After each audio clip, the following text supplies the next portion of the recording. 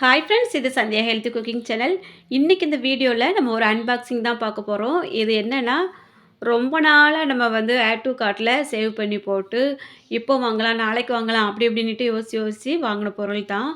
அதுவும் ஒரு டைம் வந்து ஆர்டர் பண்ணி, அதுக்கப்புறம் அது வந்து தானாகவே கேன்சல் ஆகிட்டு. ஏன்னா நம்ம வந்து கொஞ்சம் குறைஞ்ச பட்ஜெட்டில் உள்ளது ஆர்டர் பண்ணிருந்தோமா தீபாவளியோட, அது வந்து தானாகவே கேன்சல் ஆகிட்டு. ஸ்டாக் இல்லாமல் இருந்திருக்கும். அப்போ அவங்களே கேன்சல் பண்ணி விட்டாங்க. அதுக்கப்புறமா நம்ம எப்படியாவது பொங்கலுக்கு முன்னாடியாவது இதை வாங்கி ஆகணும் அப்படின்னிட்டு ஆர்டர் போட்டு இப்போ வெற்றிகரமாக நம்ம வீட்டுக்கு வந்தாச்சு. என்னென்னு பாருங்கள், இது வந்து ஒன்றும் இல்லை, வெறும் ஸ்டோரேஜ் பாக்ஸ் தான், பிளாஸ்டிக் தான். நானும் வந்து என்னவோ கொஞ்சம் நல்லா இருக்கும் அப்படின்ட்டு கொஞ்சம் எதிர்பார்த்தேன். ஆனால் வந்ததுக்கப்புறம் ஐயோ இவ்வளோ தானா அப்படிங்கிற மாதிரி தான் இருந்து. இது வந்து நான் சொந்த காசை போட்டு தான் வாங்கியிருக்கேன். எந்த விளம்பரத்துக்காகவும் இந்த வீடியோவை எடுக்கலைனா, நம்மளே மாதிரி வந்து கொஞ்சம் செல்ஃபெல்லாம் இல்லாதவங்களுக்கு இந்த மாதிரி ஒரு ஸ்டோரேஜ் பாக்ஸ் வந்து வாங்கி வச்சா நல்லாயிருக்கும் இல்லையா? அதுக்காக தான் இதை வந்து வீடியோ எடுத்திருக்கேன். அது இல்லாமல் நானுமே ரொம்ப நாளாக 2 வருஷம் கிட்டத்தட்ட 2 வருஷம் இருக்கும். அந்த அளவுக்கு நான் வந்து வாங்கணும்னு நினச்சி அதுக்கப்புறம் வாங்க முடியாமல் தள்ளி தள்ளி போயிடும். இந்த பொங்கலுக்கு வலுக்கட்டாயமாக தான் வாங்கணும் அப்படின்ட்டு வாங்கியிருக்கோம். இப்போ நம்ம வீடெல்லாம் க்ளீன் பண்ணுவோம் இல்லையா? அதுக்கு அப்புறமா இதை வந்து நம்ம அப்படியே வந்து கிச்சனில் ஸ்டோரேஜ் பாக்ஸ் மாதிரி வச்சுக்கிடலாம் அப்படின்ட்டு ஐடியாலாம் வாங்கியாச்சு. ஆனால் இதை ஓப்பன் பண்ணதுமே பாருங்கள், ஸ்மெல்லு ஹெவியாக இருந்தது. ஏன்னா பிளாஸ்டிக்கில் நல்ல ஹெவியான ஸ்மெல்லு. கிட்டத்தட்ட இதில் வந்து கொஞ்சம் சாப்பாடு பொருட்கள் எல்லாம் ஓப்பன் பண்ணி எதுவுமே வைக்கக்கூடாது அப்படின்னு நினைக்கிறேன். அந்தளவுக்கு கொஞ்சம் ஹெவியாக தான் இருக்குது. மற்றபடி நம்ம வந்து கவரில் இருக்கக்கூடிய பொருட்கள், கிச்சனுக்கு தேவையான கொஞ்சம் கப்பு, கிளாஸ் அது அந்த மாதிரி எல்லாமே இதுக்குள்ளே ஸ்டோரேஜ் பண்ணி வச்சிடலாம். கிட்டத்தட்ட ஓரளவுக்கு சைஸ் வந்து நார்மலாக பெருசாக தான் இருக்குது. சிம்பிளாக இடம் இருந்தாலும் போதும். 5, 6 அடுக்கு இப்படி இந்த மாதிரி நீளமாக மேலே வரைக்கும் வரும்போது, கீழே இடம் வந்து கம்மியாக இருக்குமா, உயரத்தை வந்து அட்ஜஸ்ட் பண்ணி வைக்கும்போது நிறைய பொருட்கள் வந்து வச்சு யூஸ் பண்ணிக்கிடலாம். இது வந்து ஓப்பன் பண்ணுறதுக்குள்ளே நானும் என் மகளும் பட்ட பாடு இருக்குது பாருங்க. நல்ல டைட்டாக இதெல்லாமே வந்து அப்படியே ஃபிட் பண்ணி கொடுத்துட்ருக்காங்க. இனிமேல் நம்ம நிறையா அந்த ஒவ்வொரு ரப்பர் பேண்டு போட்டு 4 கால் மாதிரி இருக்குது. அது எல்லாமே தனித்தனியாக போட்டிருக்காங்க. மொத்தம் எத்தனை அடுக்கு வந்திருக்கு அப்படின்னா, 7 ஸ்டாண்ட் வந்து வந்திருக்கு. நானும் 7 ஸ்டாண்ட் வந்திருக்கு. அப்போ 7 பாக்ஸ் இருக்குமோ அப்படின்ட்டு செட் பண்ணதுக்கப்புறம் சுற்றி சுற்றி பார்த்துட்டு இருந்தேன். ஆனால் 6 பாக்ஸு தான். அப்போ கீழே தாங்கி பிடிக்கிறதுக்கு ஒன்றும், மேலே அப்படி கவர் ஆகி வர்றதுக்கு ஒன்றும், அதோட சேர்த்து மொத்தம் 7 வந்திருக்கு இந்த ஸ்டாண்டு மாதிரி இருக்கக்கூடியது. ஆனால் இதெல்லாம் ஓப்பன் பண்ணும்போதே பார்த்தீங்கன்னா, சரியான தூசி. எங்கே தான் இருந்து வந்ததுன்னு தெரியல. பாக்ஸில் போட்டு சூப்பராக கொடுத்துட்ருக்காங்க. ஆனாலும் இது வந்து அந்த குடோனில் இருக்கும்போதே அப்படி ரொம்ப தூசியாக இருந்திருக்கும்னு நினைக்கிறேன். சுத்தமாக நான் அதில் தான் தொடச்சி தான் என்னமோ வைக்கணும். கையெல்லாமே ஒரு மாதிரி கருகருன்னு தூசியாக தான் ஓட்டிகிட்டு இருந்தது. அப்புறம் கொஞ்சம் தொடச்சி தான் இதை வந்து ஸ்டாண்டெல்லாம் அரேஞ்ச் பண்ணிகிட்டு இருந்தோம். இதை முதல்ல எடுத்து வைக்கும்போதே எங்கே வைக்கன்னு தெரியாமல் நான் ஒரு பக்கம் திருப்பேன், என் மக ஒரு பக்கம் திருப்பேன். அப்படியே வந்து அழுத்தி அழுத்தி வச்சு மாட்டிகிட்டு இருந்தோம். இது வந்து புதுசில்ல, கொஞ்சம் நல்லா டைட்டாக இருந்தது. ஏதோ ஒரு சில இது வந்து இந்த ஸ்டாண்டு கால் மாதிரி கொடுத்துருக்கது எல்லாமே கொஞ்சம் வைக்கும்போது டைட்டாக இருந்தது. அதனால் எதுக்கு செட் ஆகும் அப்படின்னு பார்த்து பார்த்து வச்சு இது பண்ணிகிட்ருந்தேன். அதுக்கப்புறம் என் மகா சொன்னா, "அப்படி வச்சுட்டு 2 தட்டு தட்டுங்க, அப்போ தான் உள்ளே போகும்." அப்படின்னதுக்கப்புறம் நானும் 2 தட்டு கொடுத்தேன். தட்டின தட்டில் அழகு போல் உள்ளே போய் செட் ஆகிட்டு.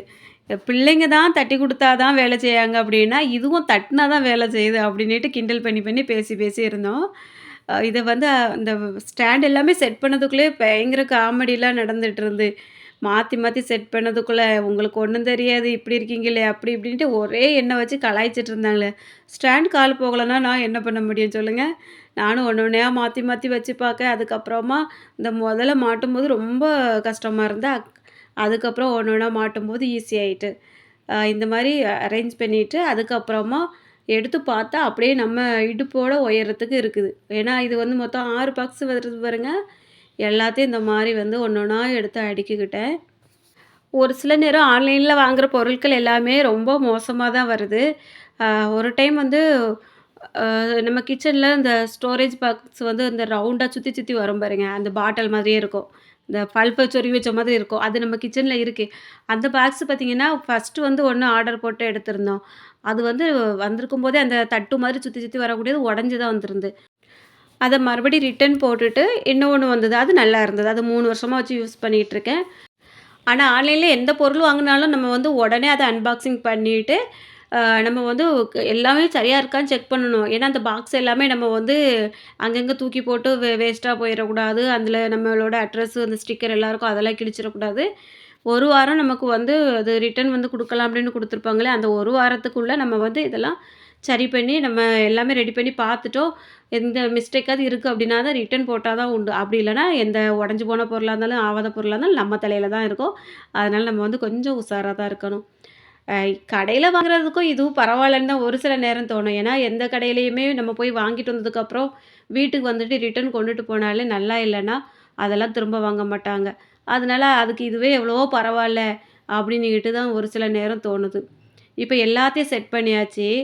சின்ன சின்னதா ஒரு 4 கால் மாதிரி இருந்தது. குட்டி குட்டியா இருந்தது, மூடி மாதிரி. அத எங்க வைக்கன்னு தெரியாம, அதுக்கப்புறம் உருட்டி உருட்டி பார்த்தா, இந்த அடியில வைக்கக்கூடியது. அதுக்கப்புறம் ஸ்டாண்ட தூக்கி தலைகீழ வச்சுட்டு, அந்த காலெல்லாம் உள்ள வச்சு செட் பண்ணியிருக்கு. என் மகன் ஒரே சிரிப்பு. எல்லாத்தையும் செட் பண்ணிட்டு, "அடியில இருக்க கொண்டைய மறந்துட்டீங்கல்ல" அப்படின்ட்டு. அப்ப நான் இது அடியில இருக்கிறதுனால தானே மறந்து போச்சு. மேல கொண்ட இருந்திருந்தா தெரிஞ்சிருக்கும் அப்படின்னு சொல்லி சொல்லி கிண்டல் பண்ணி சிரிச்சுட்டு இருந்தோம். ஒரு சில ஸ்டோரேஜ் பாக்ஸ் எல்லாம் பார்த்தீங்கன்னா, மேல வந்து மூடி மாரி குடுத்துருப்பாங்க. இது வந்து கீழ குடுத்தனால எனக்கு வந்து இது கொஞ்சம் கன்ஃப்யூஷன் ஆயிட்டு. அப்புறம் இந்த அடுக்கு பாக்ஸ் எல்லாம் வந்து எடுத்தா பயங்கர ஸ்மெல்லு. அதுக்கப்புறம் ஒரு துணியெல்லாம் போட்டு தொடச்சி எடுத்து ஒண்ணு ஒண்ணா வந்து வச்சுட்ருந்தோம். 6 பாக்ஸ் இருக்கு பாருங்க. ஒரு 7 பாக்ஸ் இருந்திருந்தா கரெக்ட்டா நமக்கு கலர் செட் ஆகியிருக்கும். வானவில் கலருக்கு. என் பிள்ளைங்க வந்து கலர வந்து கரெக்ட் பண்ணி குடுக்காங்க. ஊதா, பச்சை, மஞ்சள், ஆரஞ்சு, சிவப்பு அப்படின்னுகிட்டு ஒன்னொன்னையா பார்த்து பார்த்து குடுத்துட்டுருந்தாங்க. இப்படி வைங்க, இப்படி வைங்கன்ட்டு. அதுக்கப்புறம் பார்த்தீங்கன்னா, ஒரே ஒரு கலர் மட்டும் இல்லையே அப்படின்ட்டு ஒரே கிண்டல் பண்ணிக்கிட்டு இருந்தோம். ஆனா, இது வந்து நம்மளுக்கு ரொம்ப ஹெவியான பொருட்கள் வைக்கலனாலும், ஓரளவுக்கு சிம்பிளா நம்ம வந்து கிச்சன்ல உள்ள அங்கங்க கொச கொசன்னு இருக்கக்கூடிய பொருட்கள இதுலலாம் அப்படி அப்படியே எடுத்து வச்சுட்டோம் அப்படின்னு வைங்க. டக்குனு ஒரு பாக்ஸ இழுத்தோமா, உள்ளேருந்து 2 கரண்டி எடுத்தோம், 2 கிளாஸ் எடுத்தோம் அப்படின்னா ரொம்ப யூஸ் ஆகும். எங்க வீட்ல செல்ஃப்ல பார்த்தீங்கன்னா, ரொம்ப நாளா காஃபி கப்பு, கண்ணாடி கிளாஸ் எல்லாமே அப்படியே வச்ச இடத்துலயே இருக்கு. அப்பப்போ நானும் வந்து எடுப்பேன், கிளீன் பண்ணுவேன், அப்படியே கமத்தி வைப்பேன், மறுபடியும் தூசி அடையும் இப்படி தான் போயிட்டுருக்கும். இதுலயே எனக்கு பாதி வேலை போயிரும். அதனால தான் இந்த பாக்ஸ் வந்து கண்டிப்பா வாங்கணும், வாங்கணும் அப்டின்னிட்டு வாங்கியிருக்கேன். நம்ம சின்ன கிச்சனுக்கு இத வந்து அதுக்கான இடத்துல அரேஞ்ச் பண்ணி வச்சுட்டோம் அப்டின்னா, சூப்பரா செட் ஆகிரும். எப்படி வைக்கலாம் அப்டிங்கிறத அடுத்த இன்னொரு வீடியோல பார்க்கலாம். இந்த நியூ இயர்க்கு அப்புறம் வரக்கூடிய பொங்கலுக்கு முதல்ல எங்க வீட்டுக்கு வந்திருக்க புது வரவு இதுதான். நம்மளோட சொந்த காசுல வாங்குனது மறுபடியும் சொல்றேன். ஏன்னா யாராவது கேட்பீங்க, "இது என்ன விளம்பரமா?" அப்டின்ட்டு அதெல்லாம் இல்ல. இதே மாரி நீங்க உங்க வீட்டுக்கு என்ன பொருள் வாங்கியிருக்கீங்க? அப்டிங்கிறத கமெண்ட்ல சொல்லுங்க. இன்னும் ஏதாவது பொருள் வாங்கலாம் போல தோணுது. வாங்குவோம். கண்டிப்பா கிச்சனுக்கு ஏதாவது வாங்க வேண்டியிருக்கு. ஏன்னா பழசெல்லாம் கழிச்சுட்டு கொஞ்சம் புதுசு வாங்கணும் பார்த்தீங்களா? அதனால வாங்குனா கண்டிப்பா உங்களோட ஷேர் பண்றேன். ஒரு வழியா ஒவ்வொரு பாக்ஸையா மாத்தி மாத்தி அடுக்கி எடுத்து வச்சாச்சுங்க. அவ்வளோதான். இனி இதில நெறைய பொருள் வாங்கி வைக்கணும் இல்லையா? அதுக்காக என்ன பொருட்கள்லாம் வாங்கி வைக்கலாம் அப்படிங்கிறத நெக்ஸ்ட் வீடியோல பார்ப்போம். வீடியோ பிடிச்சிருந்தா மறக்காம லைக் பண்ணுங்க. நீங்க நம்ம சேனல சப்ஸ்கிரைப் பண்ணலனா சப்ஸ்கிரைப் பண்ணிட்டு பக்கத்தில இருக்க பெல் பட்டனையும் ஆன் பண்ணிருங்க.